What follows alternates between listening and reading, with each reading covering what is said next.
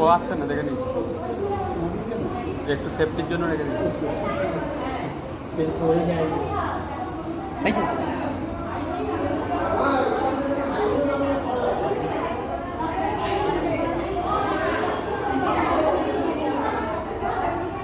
এবার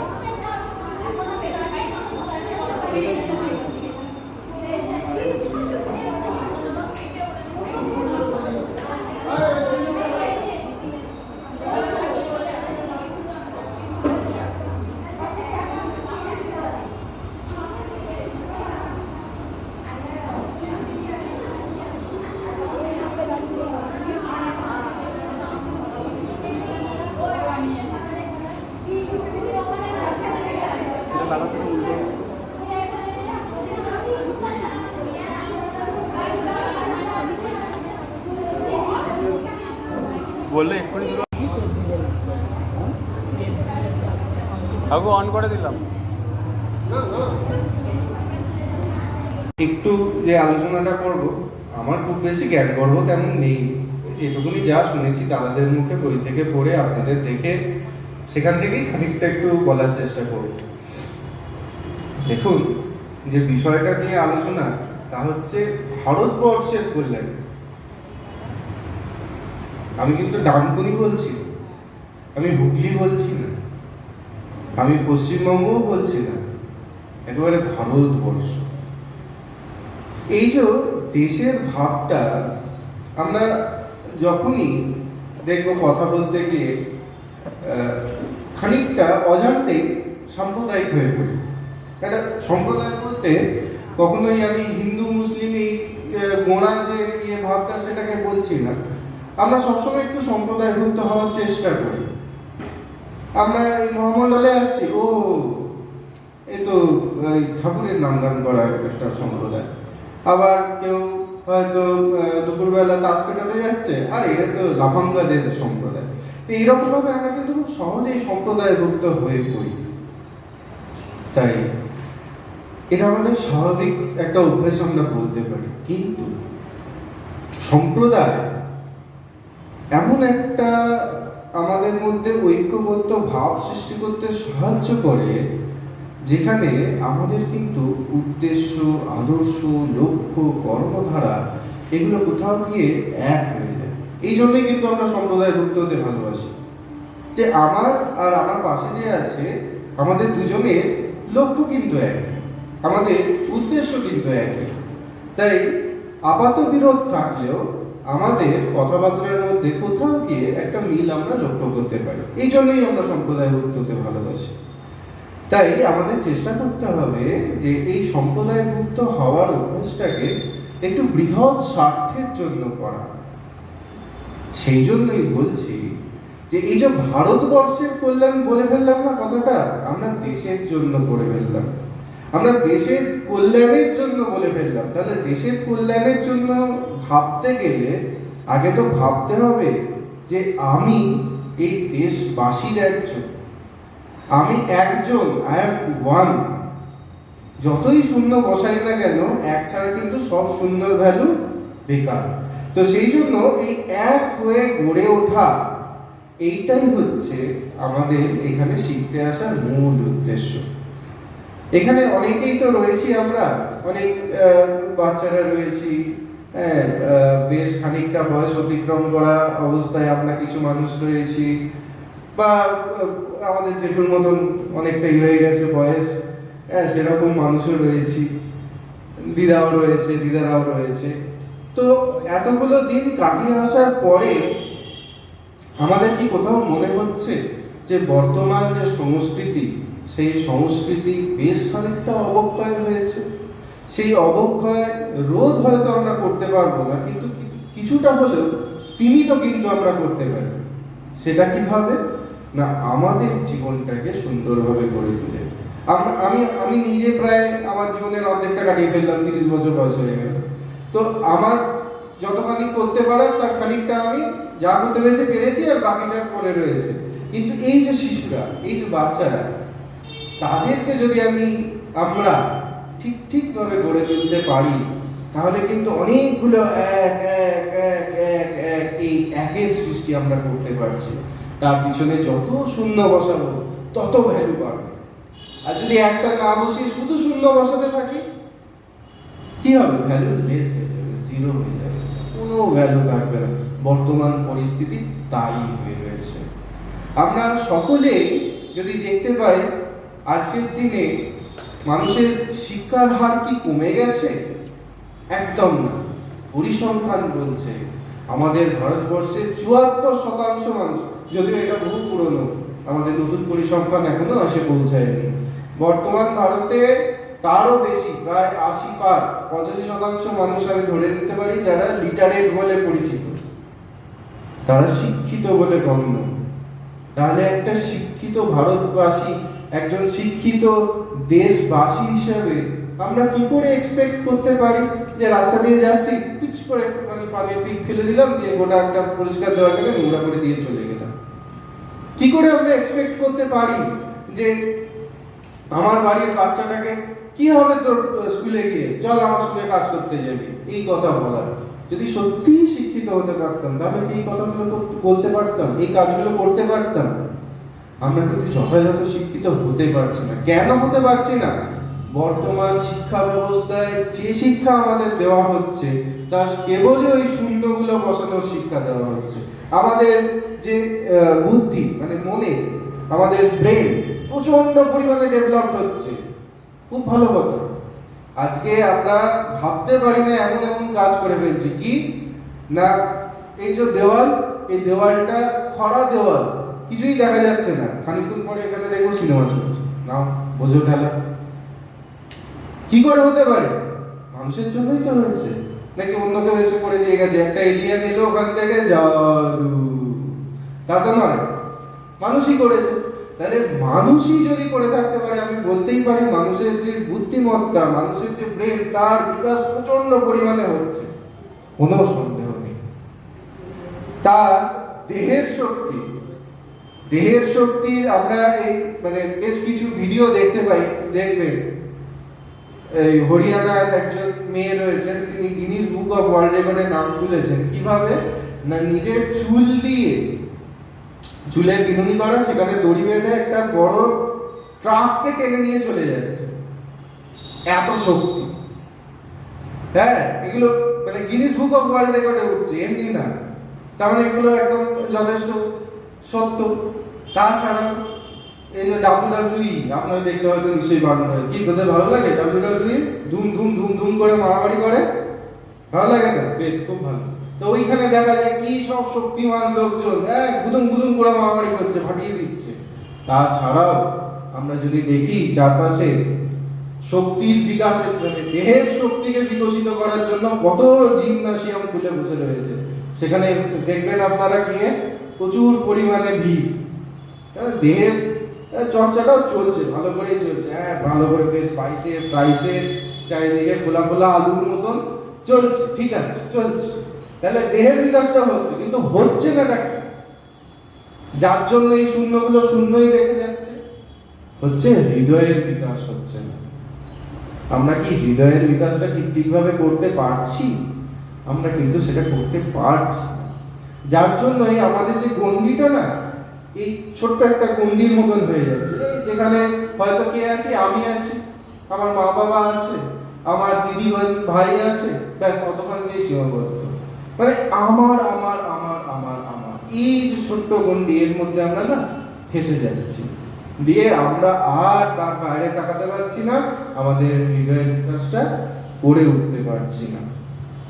যার ফলে কি হচ্ছে, খুব উচ্চ শিক্ষিত, প্রচন্ড শক্তি সম্পন্ন বেশ কিছু মানুষ তৈরি হচ্ছে, যারা অন্যের জন্য এক ফোঁটা চিন্তা কেন, কাজ কিচ্ছু করতে পারে না। কি তৈরি হচ্ছে না, বড় বড় দৈত্য তৈরি হচ্ছে, বড় বড় দৈত্য তৈরি হচ্ছে। তারা আইএএস অফিসার হচ্ছে, তারা আইপিএস অফিসার হচ্ছে, কিন্তু শেষ দিনে গিয়ে কোথায় ঠাঁই হচ্ছে, করাতের পিছনে, নইলে হসপিটালের বেডে। সাজা তো ভুগতেই হবে, আজকে না হোক কালকে। আজকে আমি যা করছি কেউ দেখতে না পেলেও আমি নিজে দেখতে পাচ্ছি। আমি যদি আজকে একটু ভুল কাজ করি, তার শাস্তি আমাকেই দিতে হবে। আর যদি আমি একটু ভালো কাজ করি, তার আনন্দ আমাকে পেতে হবে, পেতেই হবে, আমি না চাইলেও আমাকে পেতে হবে। তাই জন্য আমাদের এই হৃদয়ের যে বিকাশ, সেই হৃদয়ের বিকাশ হচ্ছে না বলেই বর্তমান পরিস্থিতি এত অবক্ষিপ্ত হচ্ছে। তো সেই জন্যই মহামণ্ডল যারা আজ থেকে প্রায় 65 বছর আগে কাজ শুরু করেছে, সেই মহামণ্ডল প্রথমে কিন্তু যুবকদের নিয়ে কাজ শুরু করার চেষ্টা করেছিল। ভেবেছিল যে যুবকদের প্রয়োজন, দেশে যুবকরা যখন ঠিকভাবে গড়ে উঠবে তখনই কিন্তু দেশটা সঠিক হাতে গিয়ে পৌঁছাবে। তাহলে যুবকদের নিয়ে কাজ করা দরকার। তো যুবকদের নিয়ে কাজ করতে গিয়ে দেখা যাচ্ছে যুবক যখন যুবক হচ্ছে, যখন সে 18, 19, 20, 21, 22 বছরে গিয়ে পড়ছে, ততদিনে মাটিটা শক্ত হয়ে গেছে। তারপরে এই সংসারের আগুনে পড়ছে, আরো যাচ্ছে পুড়ি, তো পোড়া মাটি হয়ে যাচ্ছে, তাকে সেচ দেওয়া সম্ভব হচ্ছে না। আরো বয়স হয়ে গেল তো ঝুলোই হয়ে গেল, আর কোনো কাজই হলো না। তাহলে প্রয়োজনটা কোথায়? কোন মাটিটাকে নিয়ে আমায় কাজ করতে হবে? না, নরম মাটি নিয়ে কাজ করতে হবে। নরম মাটি, যে পটার যারা হয়, মানে কুমোর যারা হয়, যারা মাটি জিনিস তৈরি করে, দেখো তারা কিন্তু নরম মাটি নেয়, নরম মাটি নিয়ে তাকে বিভিন্ন শেপ দেওয়ার চেষ্টা করে। আমরা সেই তাদের ইয়েগুলোকে দেখতে পাই, কলাকুশলীগুলো দেখতে পাই। তাহলে নরম মাটি যদি না হয় তাহলে তো শেপ দেওয়া সম্ভব নয়। তাহলে নরম মাটিটা কোথায়? মন কখন নরম, কখন সেই মনকে নিয়ে আমরা নিজেদের মতন গড়ে তুলতে পারি? যখন সেই মনে বীজ ঢোকে নি। আর তারাই হচ্ছে আমাদের সামনে বসে থাকা ঈশ্বর, এই ঈশ্বররূপী নারায়ণরা। তো সেই জন্য মহামণ্ডলের মনে হয়েছে যে এই শিশুদের নিয়ে যদি আমরা কাজ করতে পারি, ঠিকভাবে যদি আমরা এদেরকে পরিচালনা করতে পারি, তবেই কিন্তু ঠিক যুবক তৈরি হবে যারা দেশের হালটাকে ধরতে পারবে। সেই জন্যই এই বাচ্চাদের নিয়ে আমাদের কাজ শুরু। সেটারই কর্মপন্থা হিসেবে, আচ্ছা, তার ক্ষেত্রে আমরা কাকে আদর্শ করে এগোবো? স্বামী বিবেকানন্দ। এনার মতন বাস্তববাদী, দৃঢ়চেতা এবং প্রচন্ড পরিমাণে কি বলবো, মানসিক বলদায়ী একজন নেতা খুব কম রয়েছে। আছে, আরো বেশ কিছু আছে, নেতাজিও আছে, কিন্তু এনার মতন ঠান্ডা মস্তিষ্কের অথচ দৃঢ়চেতা খুব মুশকিল পাওয়া। যেটুকুনি বলে গেছে সেটুকুনি করে গেছে, যেটুকুনি দেখতে পারি, পড়তে পারি, জানতে পারি, সেটুকুনি আমাদের পক্ষে যথেষ্ট। তাই স্বামীজিকে আদর্শ করে আমাদের পথ চলা। উদ্দেশ্য কি? নিজে মানুষ হয়ে গড়ে ওঠা, তার সাথে আরো বাকিদেরকে গড়ে তুলতে সাহায্য করা। এই হচ্ছে আমাদের আদর্শ আর উদ্দেশ্য। আর কর্মপন্থা কি, যেগুলো এসে তোমরা দেখতে পাও। আমরা কি করি?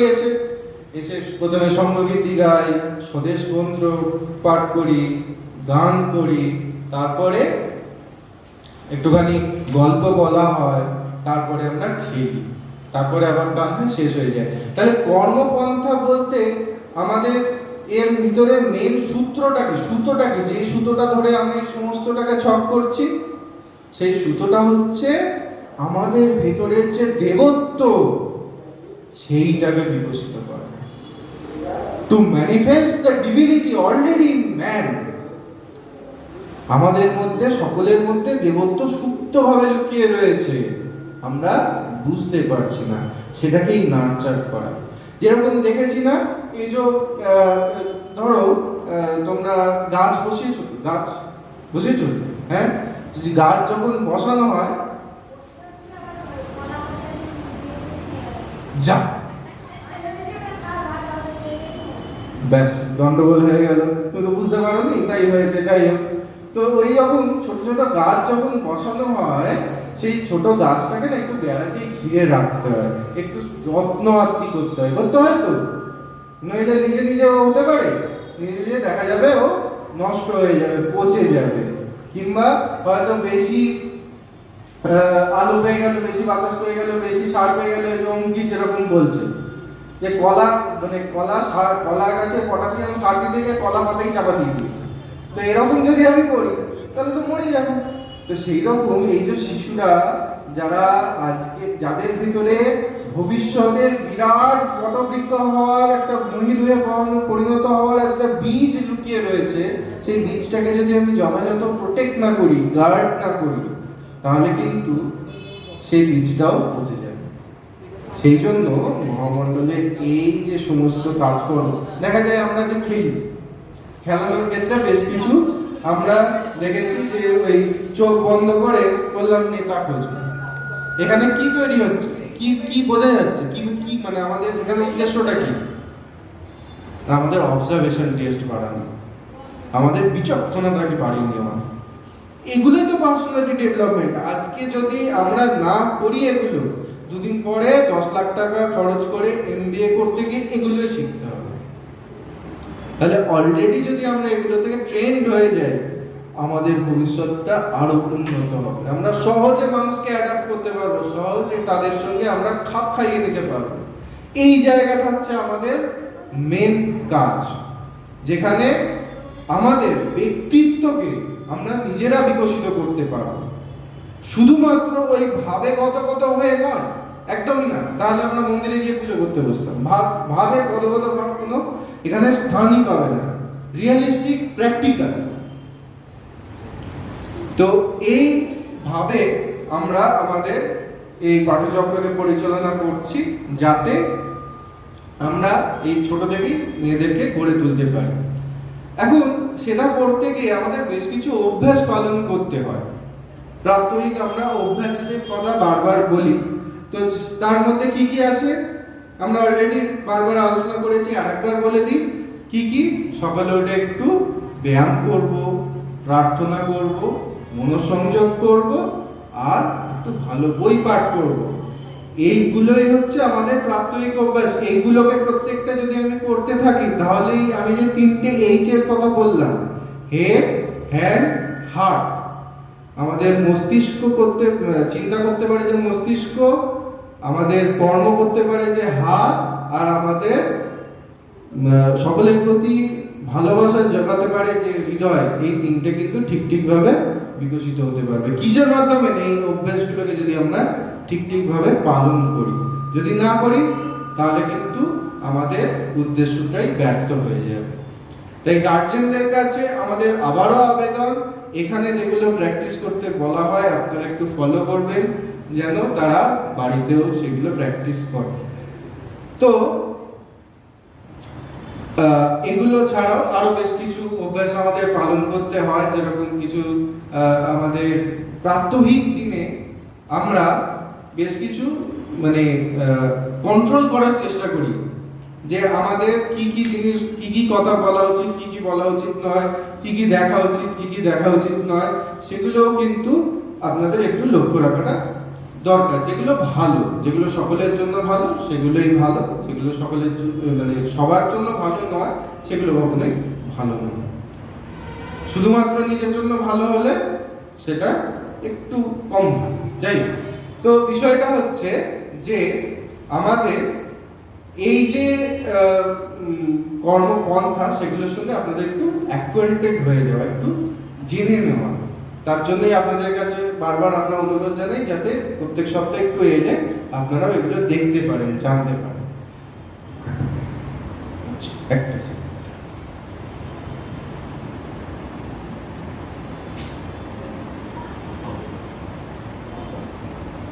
আচ্ছা, এইবারে আমরা একটু যদি ভেবে দেখি, আমাদের যে পরিবেশ, সেই পরিবেশ আমাদের কিভাবে প্রভাবিত করে। এখন দেখুন, আমি জন্মেছি, আমি যে বাড়িতে জন্মেছি, যেখানে জন্মেছি, সেটা কিন্তু আমি কন্ট্রোল করতে পারি না, সেটা হচ্ছে আমার অর্জিত পরিবেশ। আর একটা হচ্ছে আমি যেটা পরিবেশ সৃষ্টি করতে পারি, তৈরি করতে পারি। এই দুটো পরিবেশ কিন্তু আমাদের সবসময় আষ্টে পৃষ্ঠে বেঁধে রয়েছে। কিছু পরিবেশগত গুণ ভাব আছে, যেগুলো আমাদেরকে স্বীকার করে নিতে হবে যে এগুলো থাকবে, আমার কিছু করার নেই। আমি যেখানে থাকি সেখানে 4-5 দিয়েই রেল লাইন গেছে, তো প্রচন্ড গাড়িতে খুব আওয়াজ হয়। যদি এই আওয়াজটাকে আমি বন্ধ করতে চাই, তার কোনো পথ আছে? আমি কি রেল মিনিস্টারকে চিঠি করবো, এই এখান থেকে আমি পড়াশোনা করি, আমার ডিস্টার্ব হয়, তুমি রেলটাকে অন্যদিক থেকে নিয়ে যাও? সম্ভব? সম্ভব না। তাহলে আমরা যদি কোথাও মানে যে পরিবেশে আছি সেই পরিবেশে দেখতে পাই যে চারপাশের ছেলেগুলো খুব দুষ্টুমি করে বেড়ায় সারাদিন, তো ওদের দেখে কি আমার ওটা শেখাটা উচিত? কি মনে হয়? উচিত নয় তো? তাহলে আমরা সেগুলো শিখবো না, চেষ্টা করবো না শেখার।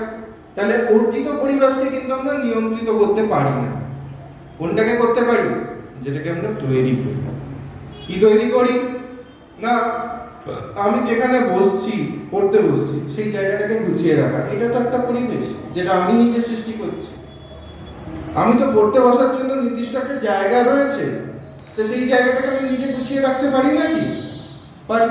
তাহলে সেইটা আমি কিন্তু সৃষ্টি করছি। তাহলে আমাদের সৃষ্ট পরিবেশটাকে আমরা যদি নিয়ন্ত্রিত করতে পারি, তাহলে কিন্তু আমার পরিবেশের প্রভাবটা অনেকটা ভালো হবে। কারণ আমি যে পরিবেশে থাকছি সেই পরিবেশের সমস্ত গুণাগুণ আমি চাই বা না চাই আমার মধ্যে কিন্তু ঢুকতে থাকছে। আমি এখানে বসে আছি, হয়তো একটা ধূপ জ্বলছে, আমি যদি নাও চাই আমায় কিন্তু ধূপের গন্ধটা নিতে হবে। তাই আমি যে পরিবেশে রয়েছি সেই পরিবেশে চাই বা না চাই কিছু গুণ ভাব সেগুলো কিন্তু আমার মধ্যে ঢুকতে থাকে। তাই নিজের যেটুকুনি পরিবেশ আমি কন্ট্রোল করতে পারছি সেটাকে একটু ঠিকভাবে নিয়ন্ত্রিত করতে পারাটা আমাদের কর্তব্য। শিশুদের জন্য, আবার অভিভাবকদের জন্য কিরকম? আজকের দিনের একটা খুব বড় সমস্যা হচ্ছে, আমি বললে একটু সবাই হ্যাঁ করে উঠবেন, বাচ্চাদের মোবাইল। খুব বড় সমস্যা। এখন এই মোবাইলের সমস্যাটা যখনই বলবো শুধু বাচ্চাদের জন্য, আমি কিন্তু নিজে খুব ভুল বলে ফেলবো না। একটু ভালো করে লক্ষ্য করে দেখবেন আমাদের বড়দের মধ্যেও এক সমস্যা। কিছু কারণে বসে আছে, কি করবো? একটু বের করলাম, খুলে স্ক্রল করছি, দেখছি, হ্যাঁ রিল দেখাচ্ছে, কে নাচছে, কে গাইছে, কে কোনো মুন্ডু নেই, মাথা মুন্ডু নেই, যা পাচ্ছি দেখে যাচ্ছে, কিন্তু দেখে যাচ্ছে। তাহলে আমি যদি এরকম করি, আমি কি করে বাচ্চাটাকে বলি এই ফোন দেখবে না? স্কুল থেকে এসে খেলতে যাওয়ার নাম নেই, ভাবাস করে নিয়ে ফোন নিয়ে বসে বসে কেন বল? আমি নিজেও তো তাই করছি।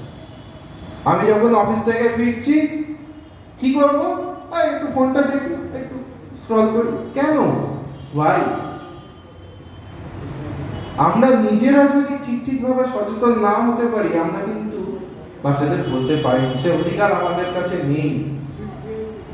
এই যে শিশুরা আজকে জন্মেছে, তাকে পরিচালনা করার কিন্তু কোনো অধিকার আমাদের কাছে নেই। ঈশ্বরের ইচ্ছায় তারা এসছে, ঈশ্বরের ইচ্ছায় তারা তাদের ভবিষ্যৎ নির্ধারণ করবে। আমি কিন্তু কিছু করতে পারি না। কি করতে পারি? শুধু এই যে বললাম বেড়ার মতন একটু গার্ড দিতে পারি, তার প্রভাবটাকে আমি নিয়ন্ত্রিত করতে পারছি না। তাকে শুধুমাত্র আমি একটা নির্দিষ্ট দিক দিতে পারি। আমি ভালো দিকগুলো দেখাতে থাকি, খারাপটা আপনি আপ পিছনে পড়ে যাবে। আমি নিজে সারাদিনে মানে আজকের দিনে এটা তো প্রচন্ড একটা কালচারাল কি বলবো ল্যাপস। আমরা কতজন বাড়িতে বই পড়ি? আমরা কতজন মিলে দেখতে পাই যে আমার বাবা সকালবেলা, আমার মা সকালবেলা ওটা একটা ভালো বই নিয়ে পড়ছে, রাত্রিবেলা শুতে যাওয়ার আগে তারা ফোন না দেখে বই পড়ছে? কতজন দেখতে পাই? তাহলে চেষ্টাটা কিন্তু আমাদেরকে করতে হবে। তাদেরকে বলতে গেলে আমাদেরকে আগে সেই জীবনটা ফলো করতে হবে, নইলে সম্ভব না। আমি যে প্রফেশনটায় রয়েছি তার মানে সরকারি কর্মচারী, তো তার আগে আমি পড়াতাম। তো পড়াতে গিয়ে আমার বেশ কিছু গার্জেন এবং স্টুডেন্টের সঙ্গে পরিচয়। তাদের মধ্যে এই একই সমস্যা, নতুন কিছু নয়, একই সমস্যা। তাদের মধ্যে খুব অল্প, মানে আমি যদি আমার যদি 500টা স্টুডেন্ট থাকে ডানকুনিতে, তার মধ্যে হয়তো আমি দুজনের কথা বলছি। তার বাবা মা রোজ বই নিয়ে বসে, না এরকম নয় যে আমি পরিবেশ দিচ্ছি, তাদের পরিবেশটাই এরকম, তাদের নেচারটাই এরকম। তারা রোজ বই নিয়ে বসে, নিজেরা লেখালেখি করে। তার দেখা দেখে আমি দেখতে পাই সেই ছেলেটি বা মেয়েটি সে নিজে এখন লেখে, নিজে বই নিয়ে পড়ে। তার সঙ্গে আমি যখন কথা বলি, কিরে এই সমগ্রটা পড়া হয়েছে, শরদিন অঙ্কেবাসটা পড়ে ফেলেছিস? হ্যাঁ ওটা তো মোটামুটি পড়ে নিয়েছি। বঙ্কিমচন্দ্রটা পড়েছিস? হ্যাঁ বঙ্কিমচন্দ্রটা হয়ে গেছে, কয়েকটা গল্প বাকি আছে। কোয়ালিটি অফ আলোচনা কোথায় আজকে নেই, আমি দেখতে পাই না। তাহলে আমাদের এই কোয়ালিটিগুলোকে বাড়াতে হবে, দরকার। এটা যদি না হয় আমরা কন্ট্রোল করতে পারবো না, আর কন্ট্রোল করা সম্ভব না।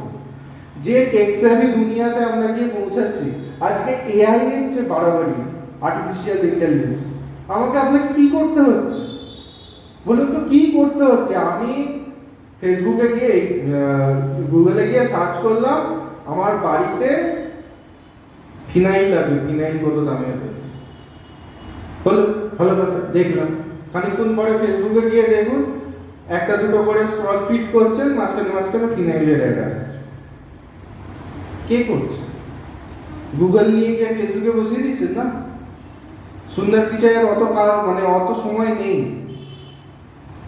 সব আর্টিফিশিয়াল ইন্টেলিজেন্স। ওরা সেন্স করছে আপনি কি চাইছেন, সেটা আপনি যেখানে যেখানে স্ক্রিন টাইম অন করছেন সেখানে ওরা জাস্ট ইনসার্ট করে দিচ্ছে, আর কিছু না। এতেই কাজ হয়ে যাচ্ছে।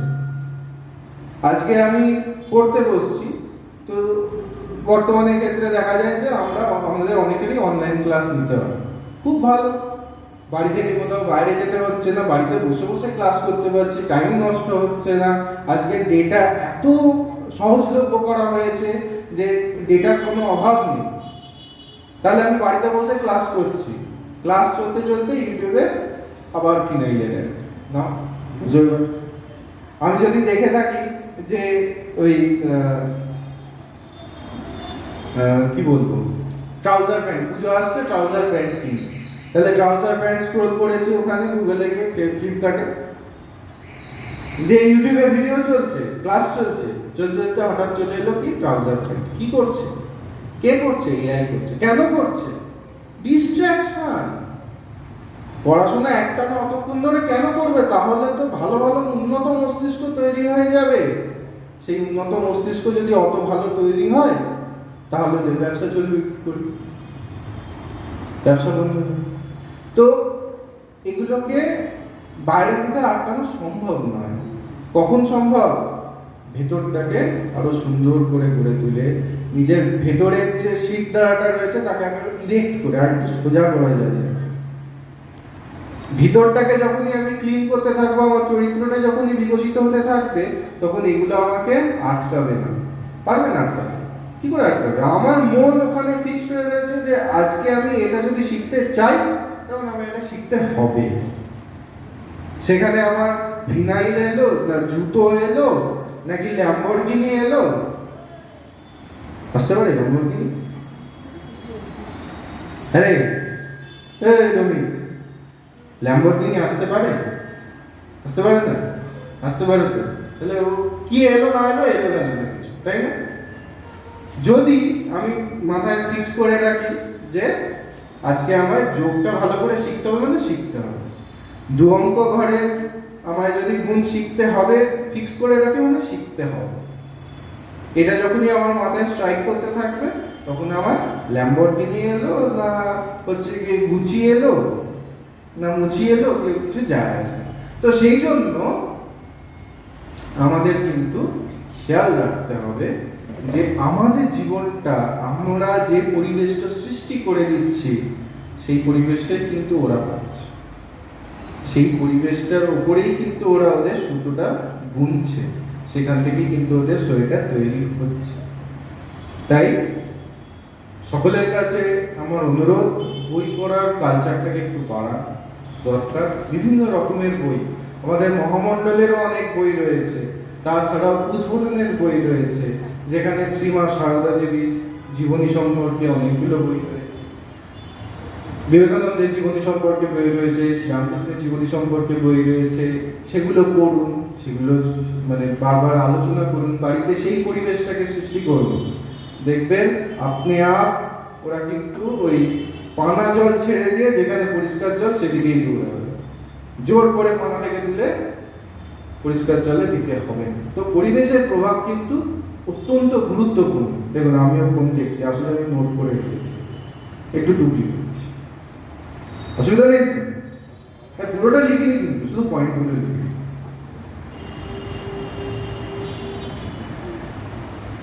এখন আমাদের এই যে পাঠচক্রে আমরা আসছি, এই যে বাচ্চারা আসছে, সকলে আপনারাও আসছেন, আমাদের সঙ্গে দেখা হয়। তো এখানে এসে যেটা আমরা প্রোভাইড করার চেষ্টা করি সেটা হচ্ছে বর্তমান শিক্ষা ব্যবস্থায় যা পাওয়া যাচ্ছে না সেটা যেন এখানে তারা পায়। এবারে শুধুমাত্র পেলে তো হবে না, ওরা ভীষণ অনুকরণ প্রিয়। দেখবেন আপনি ধরুন খুব মানে বাবা হয়তো বকলো কিংবা আপনি হয়তো বকেছেন, খানিকক্ষণ পর ঘুরে গিয়ে একটু করে দেবে, কিংবা আপনি যেভাবে বকেছেন ওটাকে নকল করে বন্ধুকে বলবে, করিস তো, করিস, আচ্ছা ঠিক আছে এখন দেখছেন না, কেউ দেখছেন এরকম ভাবে ঘাট নেবে, অসুবিধা নেই, করিস, বাহ তাহলে তো খুব ভালো ছিল। তো ওরা খুব স্বাভাবিকভাবেই না একটু অনুকরণ প্রিয়, যেটা দেখে ভালো লাগে ওরা অনুকরণ করতে চায়।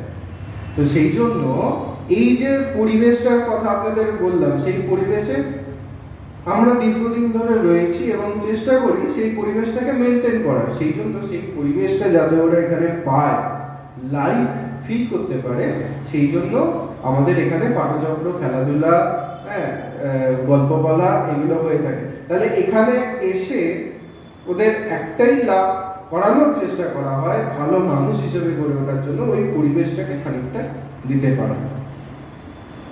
সেই জন্য এই যে মানে দেখতে পাচ্ছেন যে ওই পিছনে বসে আছে 2-3 জন, আমি, আরো স্যার আছেন, আরো আমাদের অনেকে রয়েছেন যারা কাজ করে। আমাদের জীবনটাকে না মানে অত্যন্ত সংযমের সাথে গড়ে তুলতে হয়। আমরাও তো এই একই পরিবেশে রয়েছি, সংঘর্ষ আমাদেরও প্রচুর। তো সেই সংঘর্ষগুলো পার করেও আমাদের কিন্তু উদ্দেশ্য একটাই থাকে, লক্ষ্য একটাই থাকে, যে জীবনটাকে আমি কিভাবে সুন্দরভাবে গড়ে তুলতে পারি, যে ফুলের গন্ধ নিজে থেকে ছড়াবে। সেই চেষ্টাতেই কিন্তু দেখুন এই যে এতগুলো ছেলেকে নিয়ে আজকে একটা নাটক করানো হলো, তার জন্য দীর্ঘ কতদিন ধরে আমরা প্র্যাকটিস করাচ্ছি, দরকার কি ছিল? আজকে 15 আগস্ট সকলে পতাকাটা তুললো, দিয়ে তারপরে বাড়িতে কি আর বলবো, খাসি একদম নরম নরম দেখে মাংস ভালো করে কষিয়ে, কিংবা হচ্ছে গিয়ে মুরগির টেংরিটা এরকম ছিঁড়ে ছিঁড়ে খাওয়ার জন্য সবাই রেডি। কিন্তু আমরা কি করছি, এখানে এসে বাজে বক্তৃতা শুনছি। একটু পরে সিনেমা দেখবো, বাচ্চাদের সিনেমা, মহামন্ডলের সব বাচ্চাদের সিনেমা দেখানো হবে। তো কেন করছি? কিছুই না, আমি উদ্দেশ্য প্রণোদিত ভাবে করছি। আমি জানি বাইরে আমি খুব সহজে মনটাকে ভাসিয়ে দিতে পারবো। মানে জলের যেরকম নিয়ম, জলকে যদি আমি এখানে রাখি, ওকে না চাইতেও কিন্তু ও নিচের দিকে গড়াতে পারবে, কিন্তু যদি ওপরে তুলতে যাই কসরত করতে হবে। আমাদের মনটাও ঠিক তাই, মনটা এখানে রয়েছে, আমি যদি ওকে লাগামহীন ভাবে ছেড়ে দিই, আপনি আর নিচের দিকে গড়িয়ে যাবে। সহজ জিনিস যেগুলো আমাদের জীবন গঠনের পক্ষে খারাপ, সেগুলোতেও সহজেই আকৃষ্ট হবে। কিন্তু যদি তাকে সুন্দরভাবে গড়ে তুলতে হয়, জীবনটাকে সুন্দরভাবে গড়ে তুলতে হয়, দেখ কি সুন্দর দেখাচ্ছে, দেখ। আচ্ছা এখন একটু এদিকে দেখা, একটু এদিকে তাকা, ওখানে রেডি হোক, ওদিকে রেডি হয়ে যাও, তারপরে ওদিকে তাকাবে, আমি বলে দেবো ওদিকে তাকাতে। এদিকে আয়, এদিকে আয়, চলে আয়। তো আমাদের মনটাকেও ওই জন্য যদি ঠিক ভাবে বাইরে থেকে জোর করে অভ্যাস করে না উপরের দিকে তুলতে যাই, সহজেই নিচের দিকে নেমে যাবে। সেই জন্যই কিন্তু আমরা এখানে আলাদা করে একটা সময় বার করলাম, যাতে ভালো পরিবেশের মধ্যে ভালো একটা সময় আমরা কাটাতে পারি। এটাই তো কৃচ্ছ সাধন, এটাই তো ত্যাগ শিকার।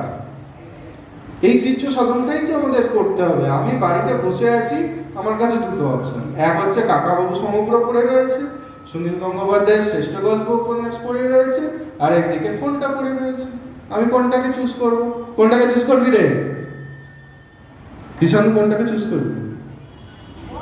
হ্যাঁ ঠিক করে বল, যেটা ইচ্ছা হবে। এখানে কেউ তো খুব অধৈর্য হয়ে যাচ্ছি আমরা, অনেকক্ষণ হয়ে গেল।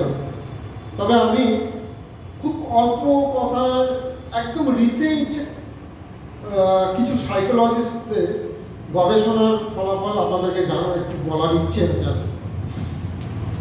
মানে একদম রিসেন্ট সারা বিশ্ব জুড়ে মনোবিদরা কিছু বাচ্চাদের নিয়ে গবেষণা করেছিল যে কিভাবে বাচ্চাদেরকে আমরা সুন্দর মানুষ করে গড়ে তুলতে পারি, সুস্থ মস্তিষ্কে সুস্থ দেহে বিকাশ ঘটাতে পারি।